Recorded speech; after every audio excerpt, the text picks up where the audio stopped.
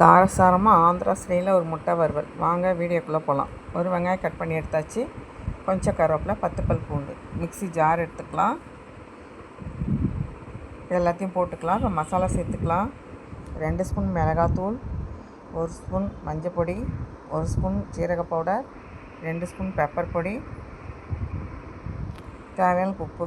இதை தண்ணி ஊற்றி நைஸாக அரைச்சி எடுத்துகிட்டு வந்துடலாம். பாருங்கள், இந்த அளவுக்கு அரைச்சா போதும் நைஸாக. இப்போ ப்ளைட்டில் ஊற்றிக்கலாம். முட்டை தோல் உரித்து 2 கட் பண்ணி வச்சுருக்கு. அதை எல்லாத்தையும் மசாலா போட்டு தடவி எடுத்துக்கலாம். எல்லா முட்டையும் தடவி வச்சிடலாம்.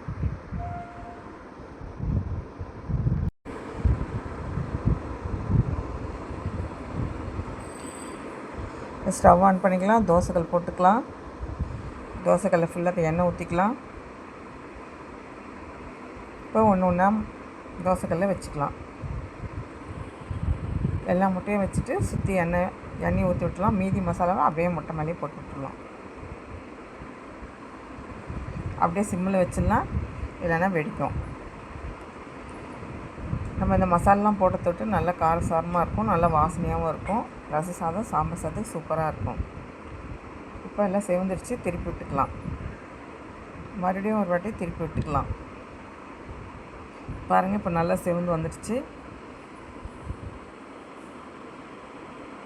இந்த மாதிரி லஞ்ச் பாக்ஸுக்கும் கட்டி கொடுக்கலாம். பிள்ளைங்க இது மாதிரி பண்ணி கொடுத்தா வேணான்னு சொல்ல மாட்டாங்க, நல்லா சாப்பிட்ருவாங்க. முட்டை பிடிக்காதவங்க கூட அந்த மாதிரி பண்ணி கொடுத்திங்கன்னா அழகாக சாப்பிட்ருவாங்க. நீங்களே ட்ரை பண்ணி பாருங்கள். நீங்கள் செஞ்சு சாப்பிட்டுட்டு கமெண்டில் எப்படி இருந்ததுன்னு சொல்லுங்கள்.